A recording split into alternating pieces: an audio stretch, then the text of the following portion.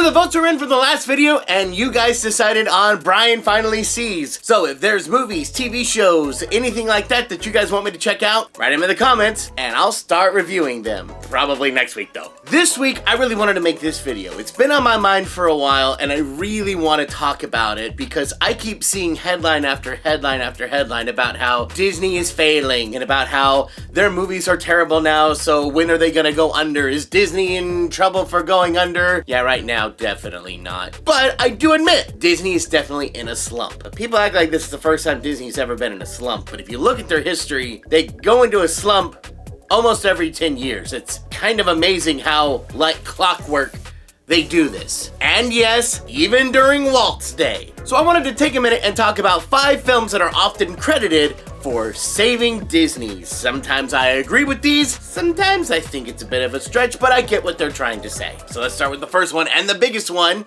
and that is Snow White. People say Snow White not only saved Disney, but arguably started Disney. I argue started just because, you know, the studio had already been around for well over a decade by the time Snow White rolled around. The studio started in 1923, and then Snow White didn't come out until 1937. But this was a big gamble in the fact that this was like the first fully animated feature ever produced by a Western studio. That's nothing to sneeze at. But Disney literally put everything on the line. Walt full-on mortgaged his own home. He had so many lenders and so much money wrapped up in all this that if this failed, it would have destroyed the company, and they probably couldn't have recovered from it. I don't think you understand how big of a hit Snow White was. If you adjust for inflation, it's one of the highest grossing movies ever. I found a few lists and some of them were giving me different answers, but all of them put Snow White in the top 15 highest grossing movies ever, and almost none of them put another animated movie above it. Snow White made them so much money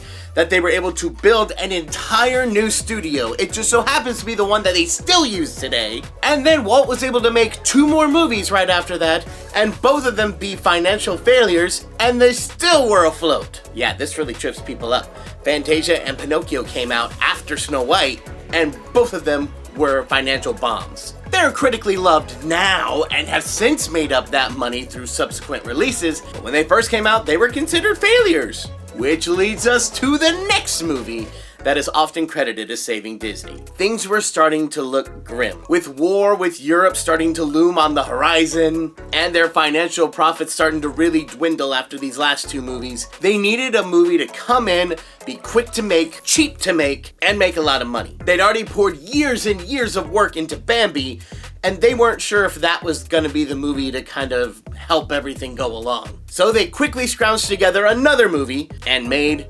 Dumbo. Dumbo really helped Disney in a tough spot because not only was Dumbo made faster than almost any other movie, and it's one of their shortest movies to date, but also historically speaking, I'm pretty sure it has the least amount of rewrites than any other Disney movie in history. Pretty famously, Walt had very few story changes with the movie from the original script, and they famously used watercolors for backgrounds to save on money and save on time. It was unabashedly a silly symphony, but turned into a feature-length movie. It had a decade of work of silly symphonies by that point. They knew how to crank those out. Let's just crank out a long one. And just when the studio needed it the most, they finally had a hit with Dumbo.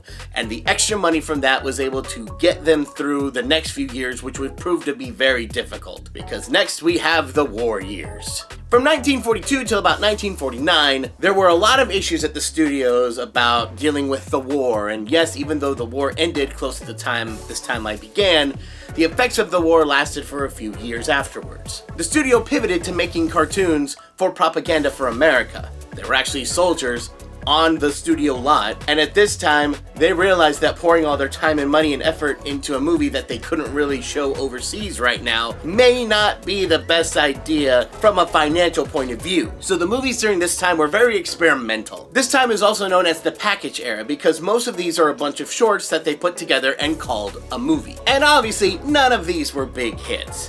And by the time all this wrapped up, they needed a new Snow White. They needed something that was really gonna jumpstart the company. But they had a movie in the works that was about to prove to be just what they needed.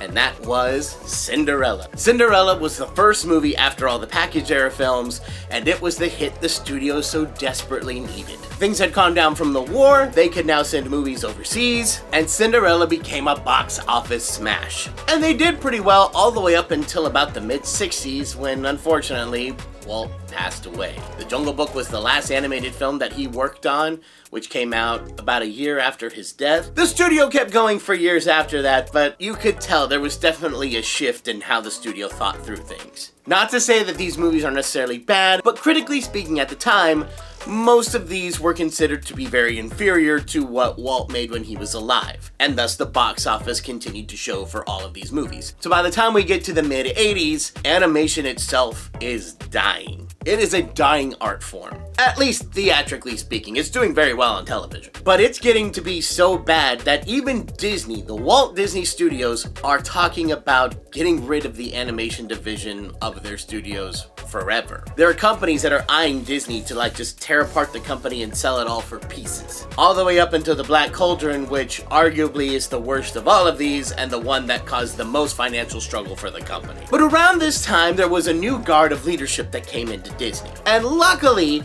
they saw the potential of animation and how it could be revitalized. It took a while for it to get off the ground, but with their very next film, The Great Mouse Detective, they started to see something. People began to get more interested. They started to see box office grow, as they did with the next film, Oliver and Company, and leading to the next film that I'd say would truly save the Disney company, The Little Mermaid. You could argue that The Great Mouse Detective started this, and I'm not opposed to giving it the title, but I think The Little Mermaid made the bigger impact to where it solidified that animation is here to stay. Great Mouse Detective gave us a glimmer of hope. Little Mermaid was the hope. When that released in 1989, it exploded and set off the entire Disney Renaissance. It created such a revitalization for all feature animated films, not just Disney, but Warner Brothers started to get involved and Universal started to get involved. Everybody wanted a piece of this animation pie. For the first time since Walt's day, it was that successful. And Disney would become the leaders of feature animation up until a certain other studio started working with them, and then they took the title, that being Pixar. As the Disney Renaissance began to dwindle, Pixar started really taking off. And luckily, the studio could lean on Pixar during this time because Disney hit another slump, and it was bad. During this time, Disney was really floundering. They were really trying to keep up with the Disney Renaissance idea, but after about a decade, it gotten stale.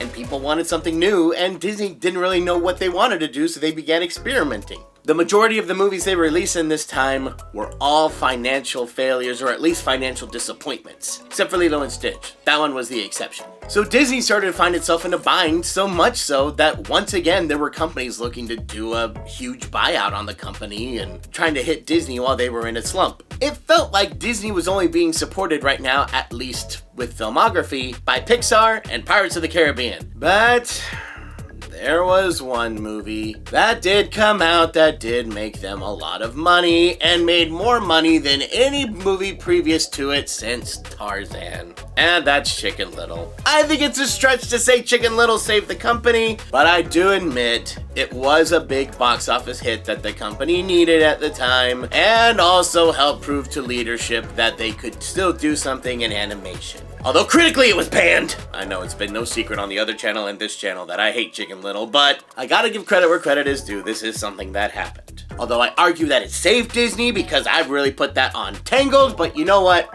Whatever. That started the process of the films starting to go into a positive financial upswing. If you look at box office totals, Chicken Little made more than Lilo and Stitch, which honestly I didn't believe until I saw it. But that was a stepping stone to get somewhere better, and it proved to the studio that they could do their animation better, and eventually led to the great stuff of Tangled and Wreck-It Ralph and all that good stuff. So did it save Disney? I think that's a stretch to say, but it was a big help in getting him back into the swing of things. So guess I've got to give it to Chicken Little, even though I really don't want to. But I'm curious to see what movie is going to be deemed as the one that saved Disney during this era. Financially, Moana 2 crossed $1 billion, so that's probably going to be the one that gets the title. Although creatively, we may get another movie. I don't know what Hext will do, that comes out next year, but we'll see. So yeah, that's a brief rundown of like Disney's history, how we have ebbs and flows and how some movies come in and really revitalize and change the way we look at animation and how we view the company. So thank you guys for watching. I hope you enjoyed. Don't forget to like, comment, and subscribe, and I'll see you guys in the next one. And don't forget, go right in the comments and tell me what videos you guys want to see for the series Brian Finally Sees. And I'll see you guys later. Bye!